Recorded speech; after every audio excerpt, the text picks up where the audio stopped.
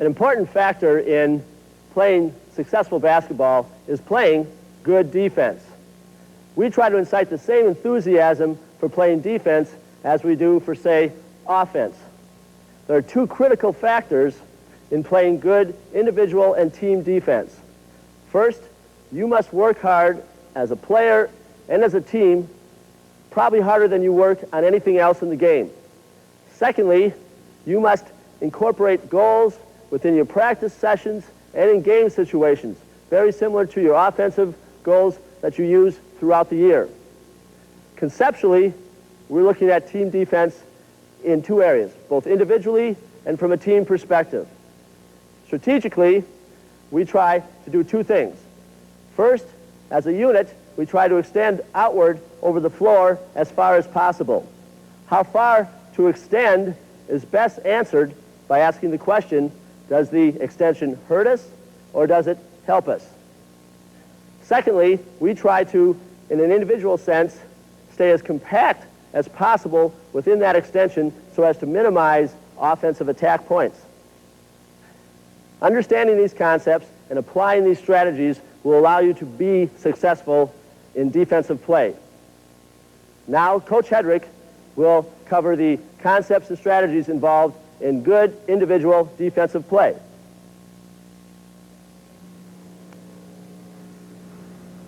The cornerstone of sound team defense is effective individual defensive play.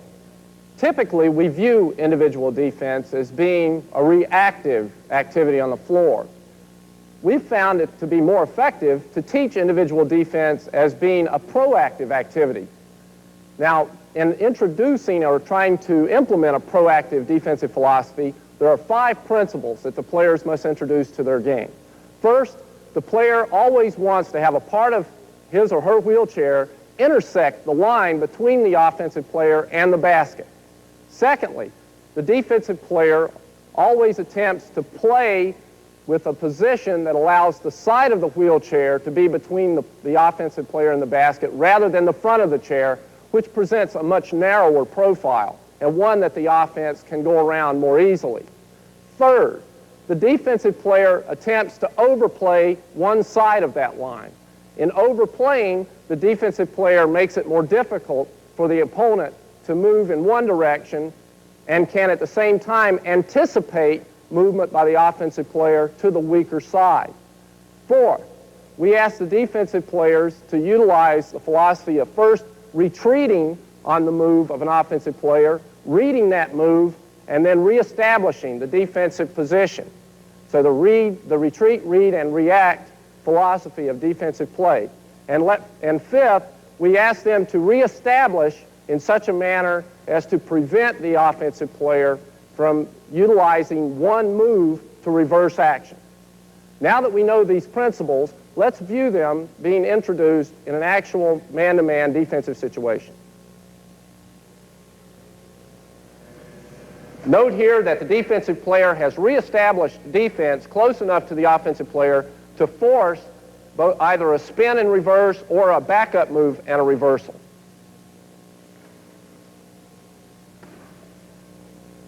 Now let's see this action at normal speed.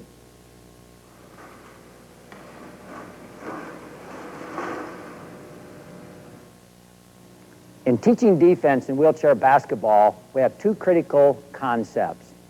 The first is that we must keep our hands on the wheels.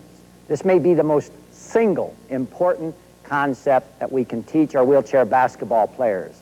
The second concept deals with communication. We're going to deal with these 2 concepts somewhat concurrently. The hands on the wheels concept, after one has established proper defensive position, is the same concept as an able-bodied ball player leaving their feet. Once the hands are picked up from the wheels in wheelchair basketball, then one loses their means of propulsion. So this becomes a very, very critical issue in terms of playing defense. The communication aspect, what we attempt to teach is to be specific. It's as if you are broadcasting the particular play on a play-by-play concept. You're talking to your defensive people, your teammates, and you're using terminology that is very, very specific to your own particular defensive style. So again, keep the hands on the wheels and communicate. Now we'd like to take a look at these two concepts in game footage. Note the action of the defensive player in this sequence as the offensive player receives the ball.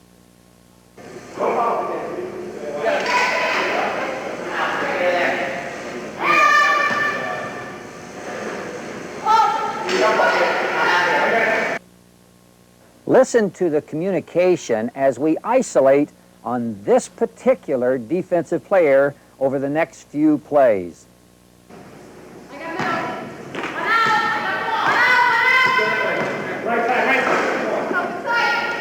Way to go, Kent. Way to go in the hole.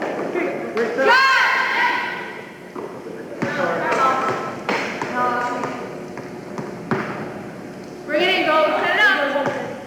Bring it in. Get the ball. Back.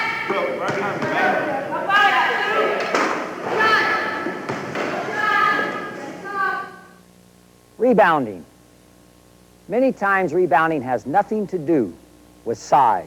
It has to do with desire, it has to do with hustle, and it has to do with positioning.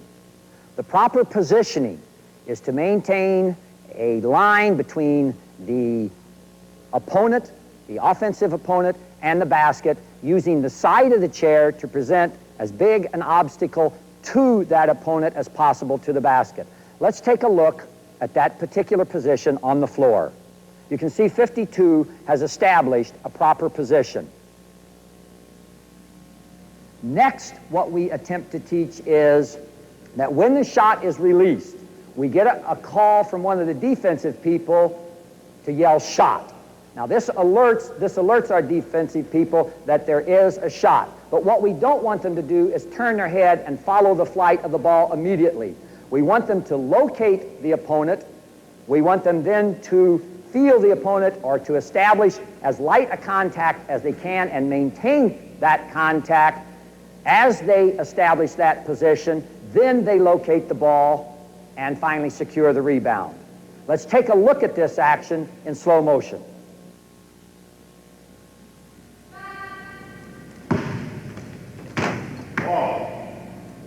Now let's take a look at this same action at full speed.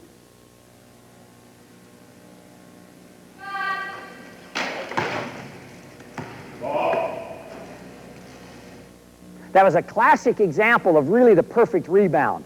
We described the perfect rebound in terms of that we should be able to allow the ball to hit the floor, lie there for a few seconds until we're ready to go pick the ball up.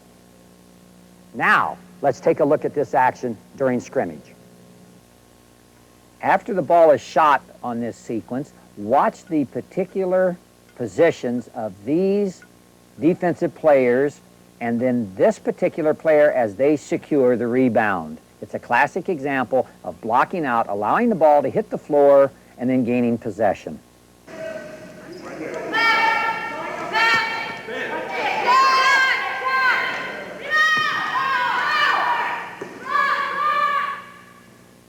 The ability of two defensive players